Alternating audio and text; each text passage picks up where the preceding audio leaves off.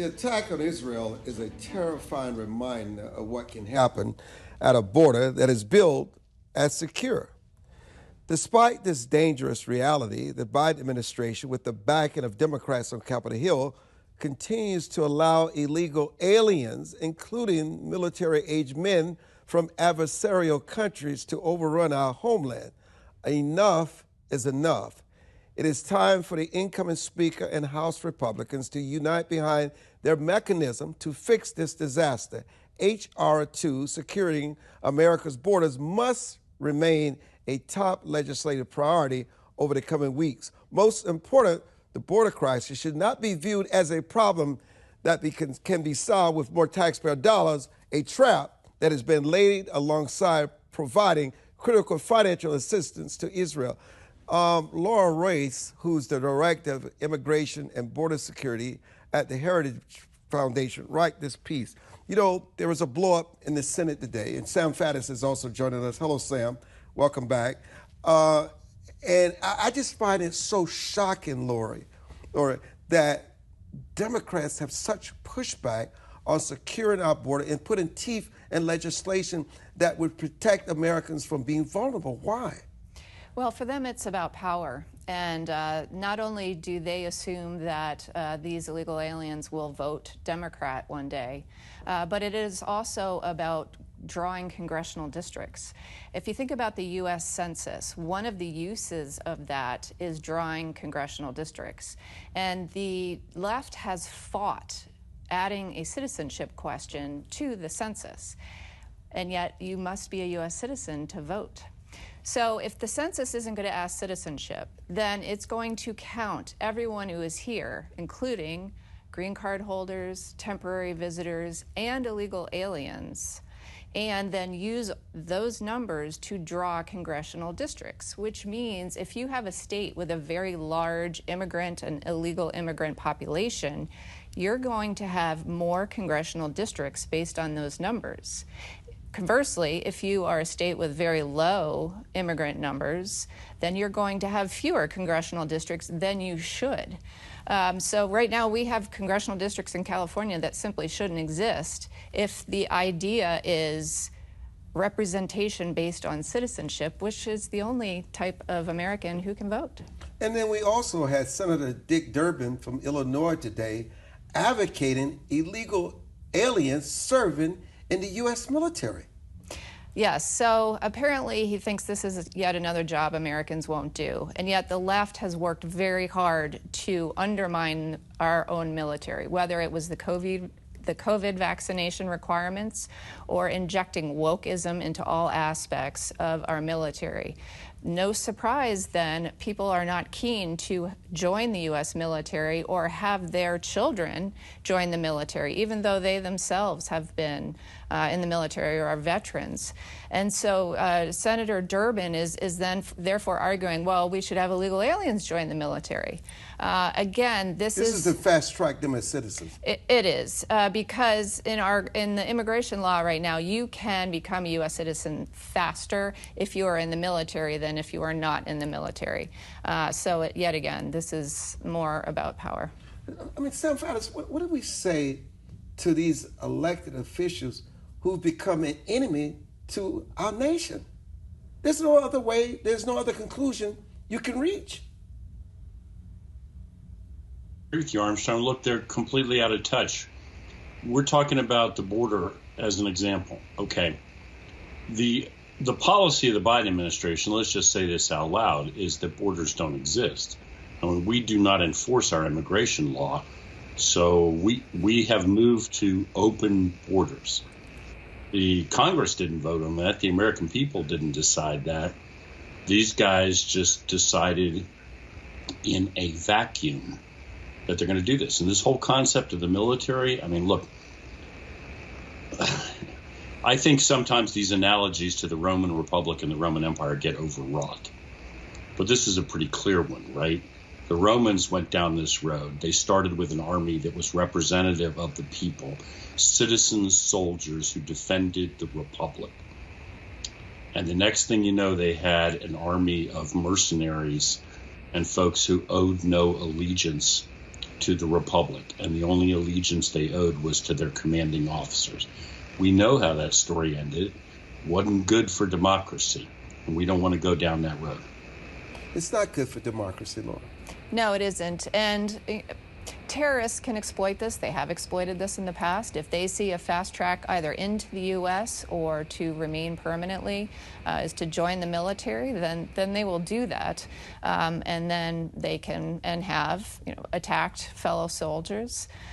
So yes, this is not something that should be taken lightly, and we absolutely need loyalty to the U.S. and to their fellow members in the service. Are the American people helpless in turning this around? No, and many Americans are starting to wake up, and it's been very interesting to see Chicago and New York City, because those are two sanctuary cities where their mayors have been all in on sanctuary policies, which is allowing illegal aliens into their cities, and basically it's a don't ask, don't tell. They're not going to cooperate with federal law enforcement to have them deported. The result, as we've seen, are hundreds of thousands of illegal aliens during the Biden administration taken to these cities. They are now being overrun. They don't have enough housing. Unfortunately, these people are living on the street, and the residents there have had it, and they are speaking up, and they are going to city council meetings, and they are saying, look, housing was already limited, for example, on the south side of Chicago. What are you doing to us? Or we're having to compete for jobs, or you're taking away our rec center where our children practice football. So these mayors are simply asking for more money from the federal government. They're not reversing their sanctuary policies. The new Chicago mayor asked for $5 billion from the federal government to shelter the illegal aliens there. Unfortunately, it's become a racket for some of these mayors. Sam, it's a business, and even whether you get the $5 billion or not, what many people in these communities are realizing that it's changing the identity, the value system of this community forever, because they don't necessarily have the same values. Much crime is escalating. Crime is being committed by them. Some of them who have no regard for life, no regard for the American system of virtues here. It is totally disrupting our way of life. And sooner or later, if this continues to happen, we won't even recognize America anymore in many of these places. Yeah, you're exactly right, Armstrong. And here's the thing is that we've talked about this for a long time, I guess, as, hey, out there in the future someday, if we're not careful, we might confront this catastrophe. Well, the catastrophe's here. I mean, a large portion of the mass media, the corporate media, tries to just blank this out and not let the American people know what's going on. But we've reached a historic high in this country in terms of the number of people who were born abroad. I'm all for immigration. Everybody here is an immigrant one way or the other, right? But nobody has said we have open borders, the whole world can come. And the whole world is coming right now. And along with it, by the way, in addition to the strain on public resources, all the other stuff, which is definitely not inconsequential, it means we have no idea who's coming here. And you make a list of every enemy on the planet, well, you can feed folks into that stream with impunity, right? The number one group coming out of South America and Central America now is Venezuelans. I am certainly not saying that every Venezuelan coming here is a terrorist. But we know the Venezuelans hand full sets of false identity documents to Hezbollah operatives. So you're admitting every Venezuelan that shows up at the border, and you have no clue how many of those are just folks coming here trying to make a life, and which one of those guys is getting ready to blow up the World Trade Center or blow up the Sears Tower in Chicago. You said something in your editorial that I want to come back to. I mean, you said, look at what happened on October 7th in Israel. Right. And those borders are not even open. Right. Those borders were supposedly secure. Here, come as you are. No identity, no COVID test, no test for disease or viruses you may be coming into the country. Wink, wink, just come in. Right. And it has our FBI director, Christopher Wray, worried. He's testified multiple times that October 7th was a wake-up call. Yes, and that the FBI is taking very seriously the prospect that Hamas or other Iranian proxies will commit attacks here in the U.S. So the Biden administration has made Americans very vulnerable. We are back to a pre-9/11 posture, and Americans shouldn't have to wait for a terror attack for our leaders to act like it and to prevent it and to tell ICE, Immigration and Customs Enforcement, go find these national security threats and arrest them, detain them. Why is Mayorkas a threat also? Because he's allowed this to happen. He's overseen it. And he just gaslights Americans and says the border's secure, that we are letting people in on a case-by-case basis, that they Which is not true. No, that they are just vulnerable populations, that this mass migration is just happening. Never mind that it's his policies that have invited them in. It's your voice, your future. I'm Armstrong Williams. We're going to come back. Others will join this conversation. Don't go away.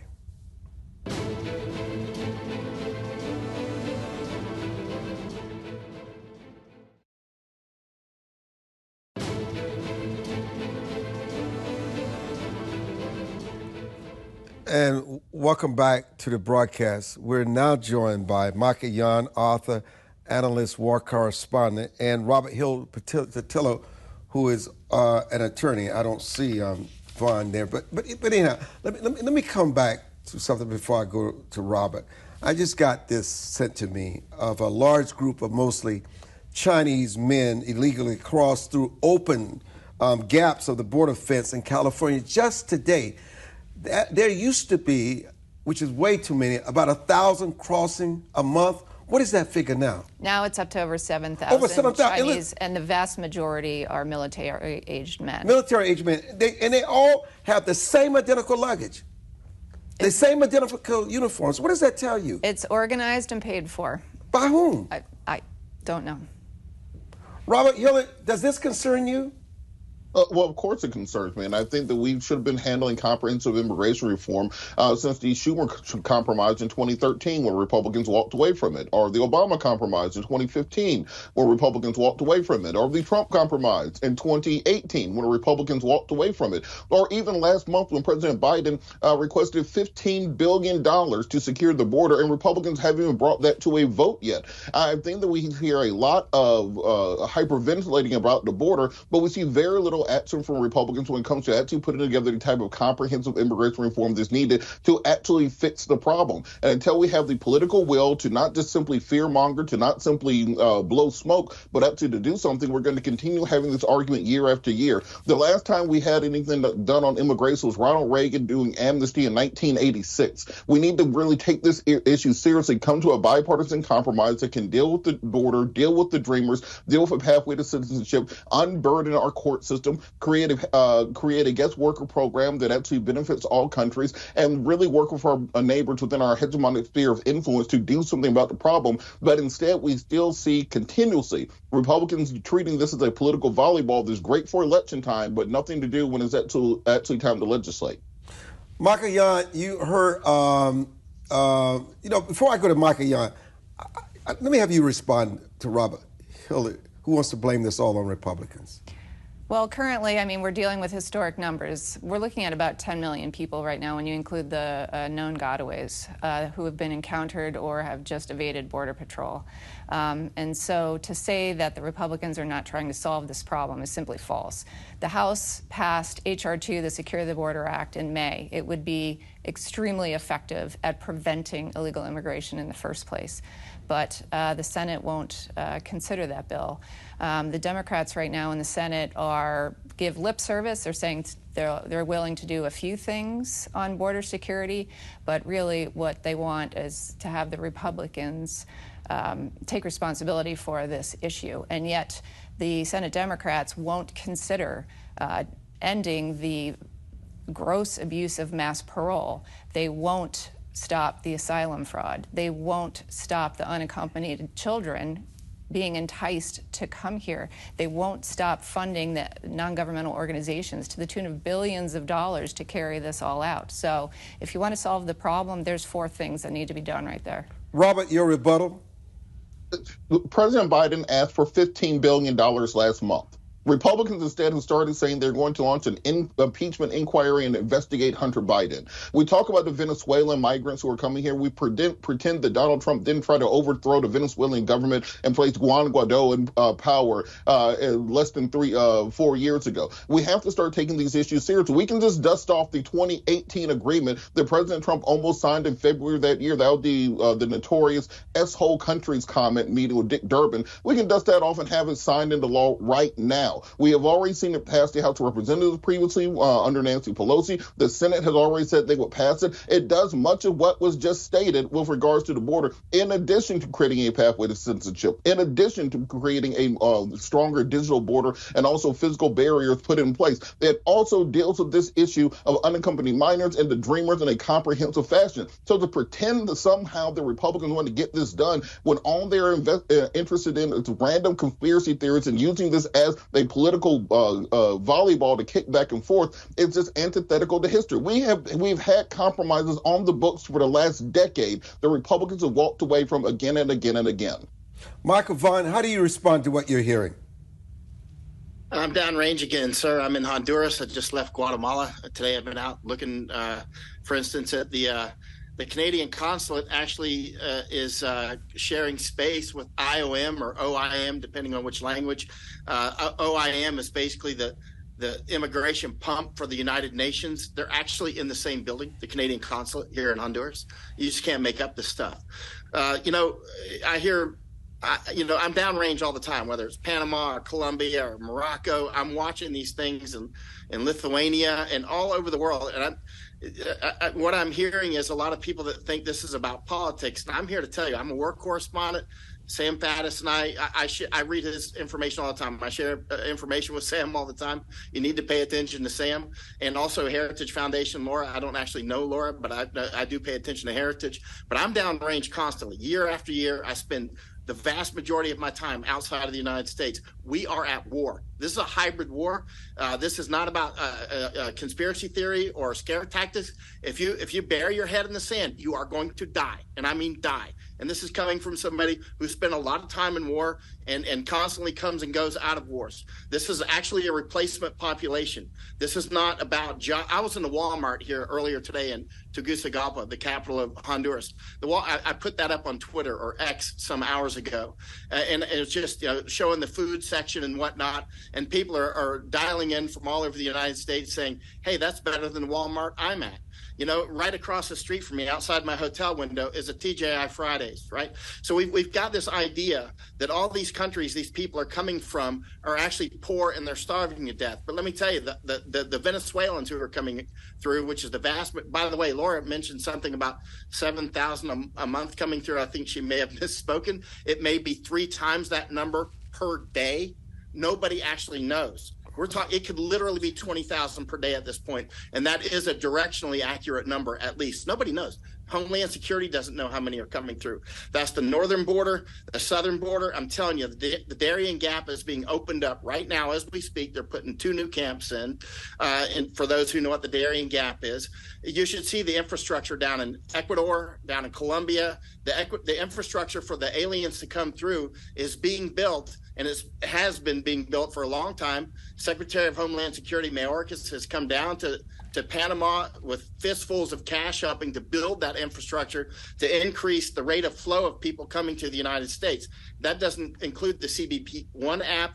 CBP One app is an app that people can just fill out on their phones, or if they don't have a phone, the Department of Homeland Security will help them. They can fly directly in from Guatemala or directly in from Colombia and other places, all into the United States. We're talking hundreds of flights per month, all over the United States.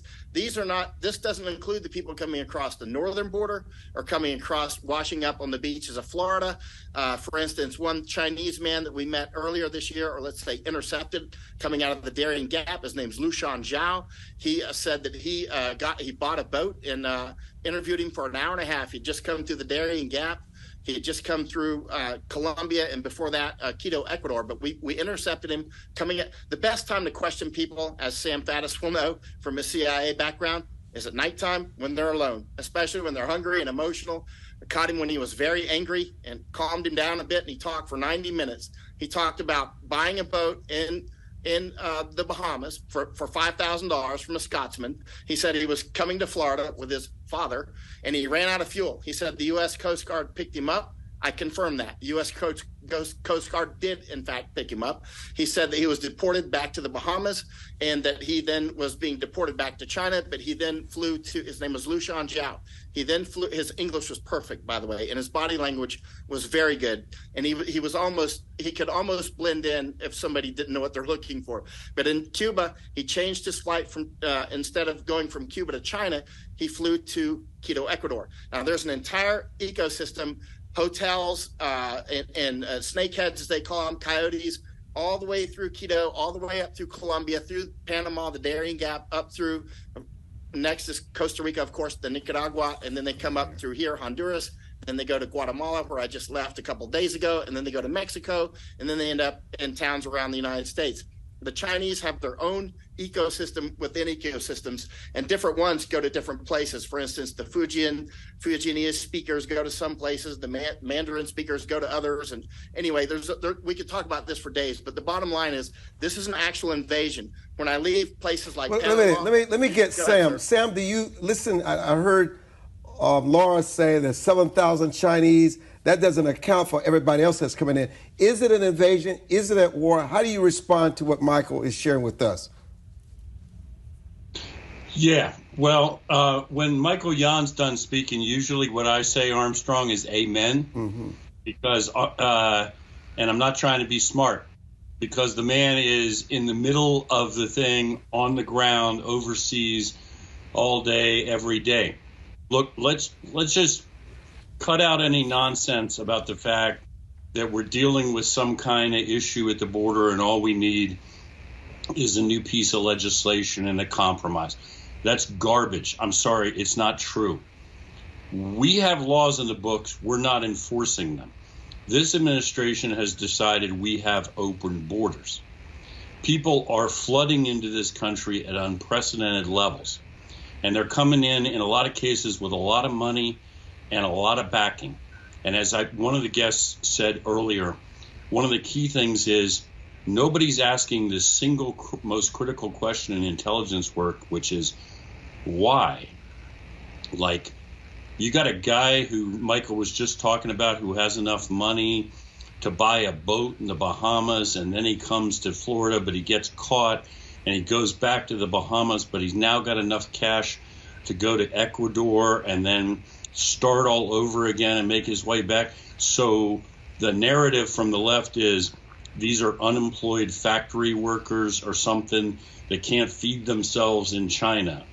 But this guy's got enough cash to jet all over the world, buy boats, and then retool and restart in Ecuador.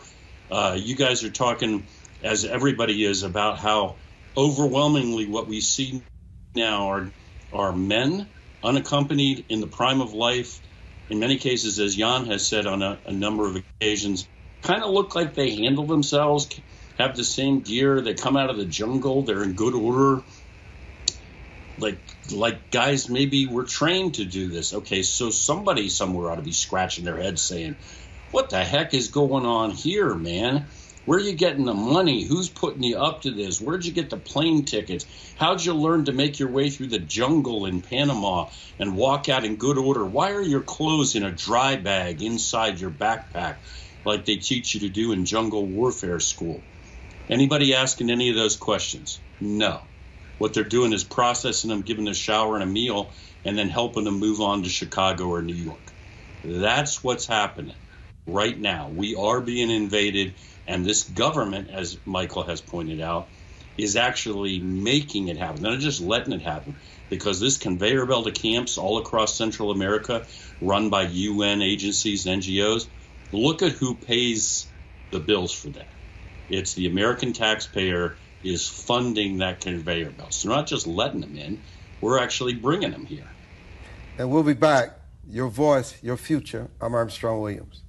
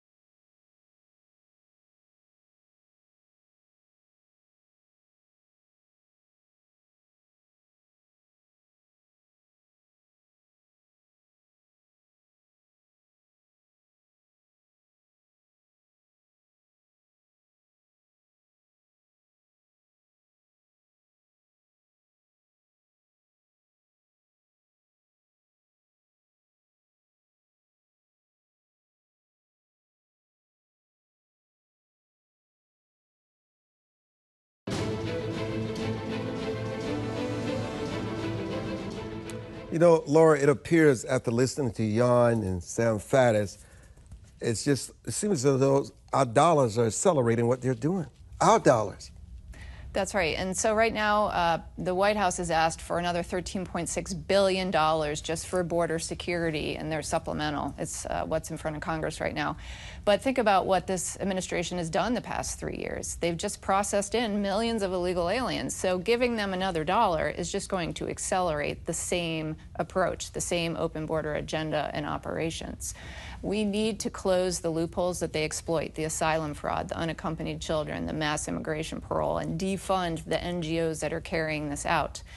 Frankly, we need a lot more Jans down in South America and Central America tracking this, because in that same White House supplemental request for the $13.6 billion, the White House explains that a good chunk of that money would go to Central America to set up more mobility offices.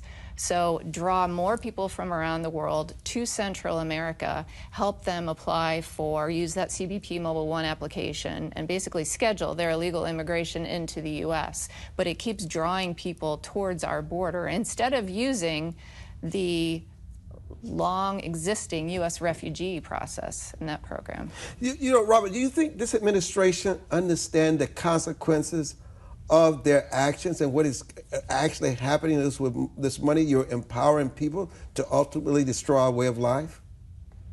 That's a ridiculous question, Armstrong, and you know maybe that. You it is. Not everybody else, though, no one is trying to destroy our way of life. And this is just fear-mongering that we're talking about when we have these conversations on immigration. The reality is that you have countries that America has had a hand in destroying over the course of the last century. And because of this, people are fleeing those areas in order to find a better life. The NGOs that you're talking about are setting up food and water stations for people who have sold everything they own to walk 1,000 miles to have the same freedom and liberties that we talk about in the United States of America. The reason people are backed up in our asylum process is we don't fund the asylum system. We don't have enough judges. We don't have enough lawyers. We don't have a causeway by which people who are legitimately seeking asylum can get in. And when we talk about the need to actually fund the border, Democrats agree. Let's fund the border, but let's also fund a pathway to citizenship. Let's also fund DACA reform. Let's also fund H-1B visa reforms. Let's also fund the guest worker program.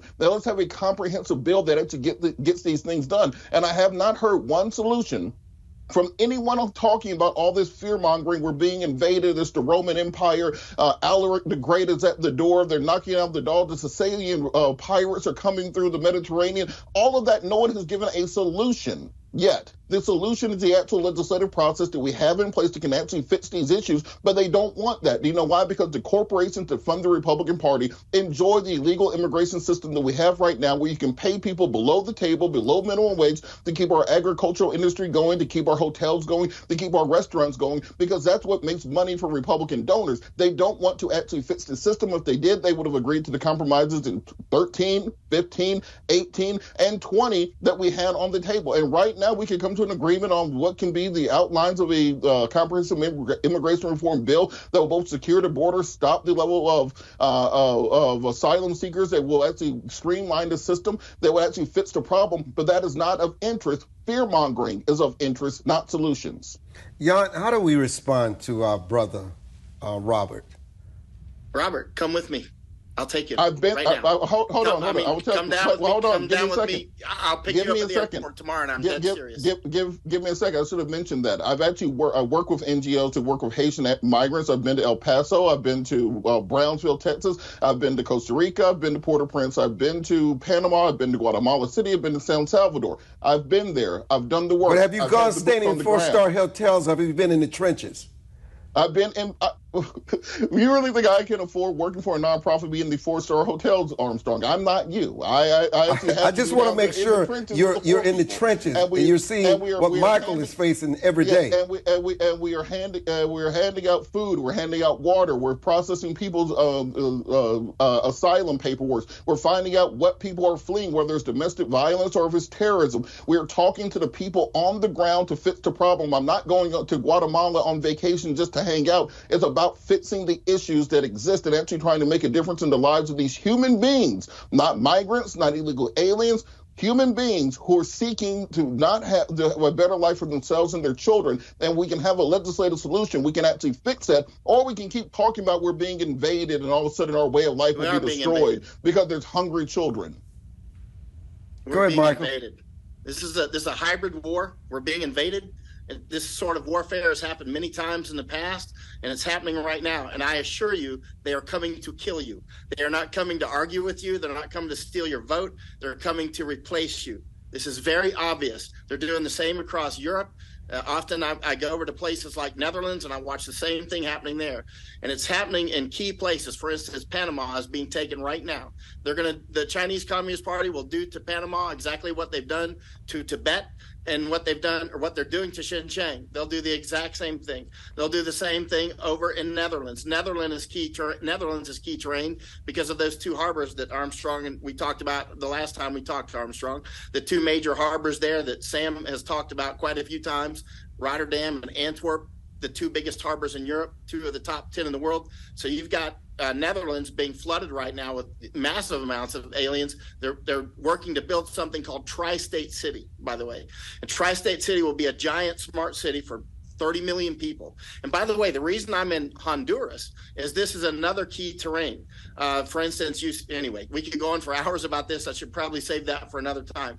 But at the end of the day, this is not about you have people coming in from countries, for instance, that going through Mexico. When I was in Belize recently looking at this, when I went and crossed the border into Mexico several times, the first big store you come to is a Sam's. I needed an SD card for a camera, and I go to Sam's, and I didn't have a Sam's card. It was $100 or whatever for that. So I went to a Walmart. And what I'm getting to is a lot of these people that supposedly are fleeing terror and whatnot, and fleeing starvation, are passing by Taco Bells and McDonald's and TGI Fridays and Starbucks and Walmarts all over the place.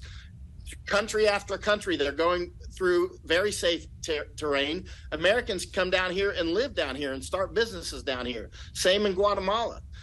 Same in Costa Rica, of course, and Panama. And so Ecuador, Colombia, there are Americans that move to Colombia all the time. So Michael, in fairness to Robert Hilliard's statement that no one is offering solutions today, what are the solutions? Close the border. I'm offering a solution. Close the border. Many people say it can't be done. For instance, Panamanians will say that all the time. But that's untrue. They closed the border during the COVID lockdown. Nobody got through Darien Gap, zero. In fact, they pushed people back and people stopped coming. When I was in Lithuania before the war kicked off with Russia, I was warning about that war because of the weaponized migration that was happening there. The people they tried to get into Poland. Poland said, no, you can't come in. And then Belarus started pushing people into Lithuania. And Lithuania asked me, actually, because I spent 5 weeks there. I was with them in Afghanistan before, so there was some level of trust. I was with their army in the Afghan war. So they asked me what I would do because they know I'm watching these weaponized migration issues all over the world. And I said, close the border. Do not let any more in, right? Push them back, build a wall. And they did. So you'll see when I was in Lithuania, if you were to web search, you'll see that's the time when Lithuania started pushing people back to Belarus and people stopped coming. They will stop coming. We're feeding the ducks. And the problem is the organizations, for instance, the OIM and the UN and all this, they're captured by the World Economic Forum and the Chinese Communist Party, who are co-sanguinated. They work hand in glove. We talked about this last time, Armstrong. And the United States government, much of that is also captured by the World Economic Forum and the CCP. These NGOs are doing this in broad daylight. Down in Panama, I'll take Robert down there. You'll see that they've taken the NGOs like OIM, Red Cross, HIAS, and all these groups. They've taken the old U.S. military headquarters right next to the Panama Canal. It's a beautiful campus called City of Learning in Spanish, right? And this is another one of those future smart cities. They're making these smart cities everywhere. That's why I'm in Honduras. They're again, not to go into that deep diving into that, but the Chinese anyway. Bottom line is you've got corporate interests here that want to take over entire cities and run the cities under corporate rules. So, Michael, let me do this. So you know, I think this is such an important conversation, Laura and Sam and Michael and Robert, is that there are people who don't believe that we are being invaded. They believe that we're spreading fear-mongering. I mean, Sam Faddis spent so many years running the CIA's weapons of mass destruction. He's had access to things that we would never, ever in our lifetime even come close to experiencing and being exposed to. So, Sam, I'm going to ask you, and I'm going to also ask Laura the same question. Are we fear-mongering? Are we overreacting? Are we using too strong of a word here like invasion, and they're here to kill us? We are most definitely not fear-mongering, right? You just made reference to weapons of mass destruction. If I was sitting in my old job in the current climate, somebody calls me into a meeting and says something like, what kind of threats could come across the southern border? What are you worried about? What would be my answer? My answer would be, where do you want me to start? Anything imaginable could come across the southern border. I mean, can we be serious? There is no border. There is no enforcement. The worst that happens is you get grabbed and they check your name against a database that has no data in it. So it's going to return a no hits, right? We don't have a magic database. And then they move you on to Chicago or New York. So make a list of every horrible thing on the planet that could come across that border, from nuclear weapons to teams of saboteurs. It's all there. But look, let's just go back to a more prosaic level. I'll agree with your other guest on this. There are a lot of people, including a lot of Republicans, that for very mercenary reasons don't want to control this. We actually have a huge garment industry in the United States of America now. It's primarily in Southern California. If you go into one of those sweatshops and you find somebody who's in there making clothes in America who's actually a legal immigrant, I'll give you $1. I mean, everybody there is illegal. Why? Because they work for less than minimum wage off the books, and nobody complains about working conditions. Nobody complains about safety. Same with chicken processing plants down in Alabama, man. People 12 hours a day on their feet, living 12 people to a mobile home. Nobody will complain. I mean, to that extent, this is a modern day slave trade. And yeah, there's a lot of really powerful, rich people that want it to go on. And it's obscene, honestly. You know, I want to come back. I want to come back to Robert because I have a lot of respect for Robert. I want to try to understand, because I think it's so important for us to have this dialogue, why you would think that we would engage in fear-mongering and also just hyping this up. And the reality is that you're talking to someone like Michael, who travels and see this firsthand. You're talking about the former head of the weapons of mass destruction. And you're talking about Lora, someone who spent her career in this area of immigration and border security. Because we don't use our platforms to hype things up. We have to deal with the reality. And sometimes the truth is a tough medicine to swallow when you face the reality of what is happening with our open and porous borders. We'll be back on Your Voice, Your Future. Don't go away.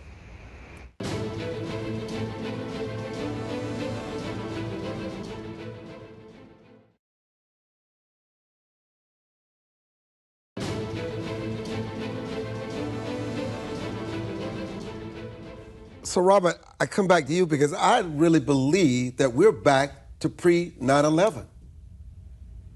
Well, you bring up 9/11. I think that's a perfect example when we talk about fear-mongering. We talk about they're coming here to murder us. I think someone said, we're feeding the ducks. Someone else said that whether they can bring all sorts of any horrible thing you can imagine. How is saying that someone will bring any horrible thing you can imagine not fear-mongering? And if you look at the 9/11 terrorists, none of those people came across the southern border illegally. If you look at the first bombing of the World Trade Center, none of those people came across the southern border illegally. If you look at what the FBI said about the biggest terror threats to Americans, they said that white nationalist extremists were the biggest terror threat to Americans. You can look at the Buffalo shooting where you had 10 African Americans murdered. You can look at the Charleston shooting, the Mother Emanuel AME Church where we had 9 black people killed. You can look at Jacksonville earlier this year where we had 3 African Americans killed at Family Dollar. And I can name the people who were killed in those terrorist attacks by white nationalist extremists. So to say that there are people nefariously coming across the southern border, they're bringing every imaginable thing that could hurt us with no evidence behind it, how is that anything except for fear-mongering? And the most important part of it is, we can have a solution to these problems. There's a legislative solution on the table right now. If Republicans would just come to the table and vote to give President Biden the $15 billion that he asked for, might have been $13.6 billion, nearly $15 billion he asked for, and we actually took immigration reform seriously, if we actually talked about comprehensive border security that will shut down the problem, if we worked with our partners in our hegemonic sphere of influence to actually deal with the pipeline leading into these issues, help to promote some political stability in Central and South America, we can actually get to a solution. But by saying that, well, somebody's coming across the southern border, they have a lightsaber and the Death Star with them, they're going to blow us all up and kill us, and they're going to destroy the Roman Empire, how is that not fear-mongering? And this is why we have to have rhetoric that actually matches the situation that we are dealing with and have solutions-based problems. Solutions that can actually fix the issue, not simply talk about a parade of horrible to scare people at night. Sam, your response?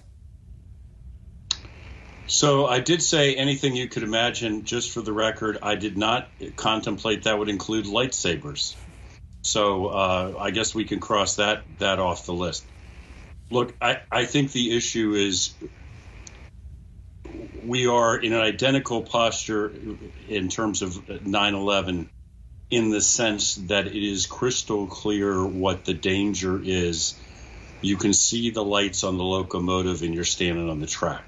I was working counterterrorism in the years up to 9/11. We lost 2 embassies in East Africa. We almost lost the USS Cole in Yemen. And about every 5 minutes, Osama bin Laden said, I'm taking this fight to the far enemy, which was clearly us. Over and over and over, and we stood still on the tracks until we got hit. Okay, we are doing, in that sense, intellectually exactly the same thing, right? And if we're going to be intellectually honest, I mean, we have open borders at this point, but we won't say that out loud because the administration understands that that's illegal, so they have to keep pretending otherwise. If we're going to have open borders, then cool, let's have open borders. When I lived in India, they took a poll. 85% of the population said if they could immigrate to the United States cost-free and legally tomorrow, they would do so. So the population, let's just call it 1 billion. That's 850 million people in India alone will come to the United States.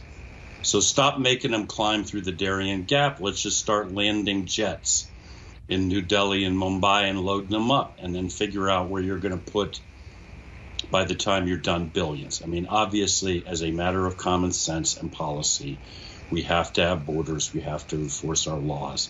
We're not doing it now, and we're just lying about it. And actually, that's too kind, because as I said before, we're not just letting them come in. As Michael Yon documents every day, we're actually bringing them here. We're paying them to bring here. Laura?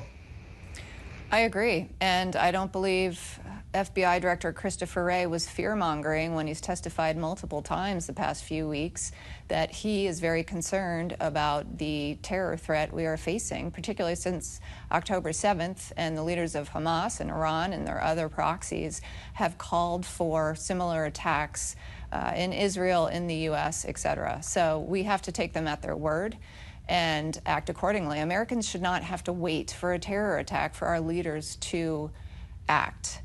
We know what the conditions are, and Congress needs to act accordingly and preemptively tell ICE, give ICE the funding and the direction to go find the national security threats we've let into the U.S. and to detain them to prevent an attack.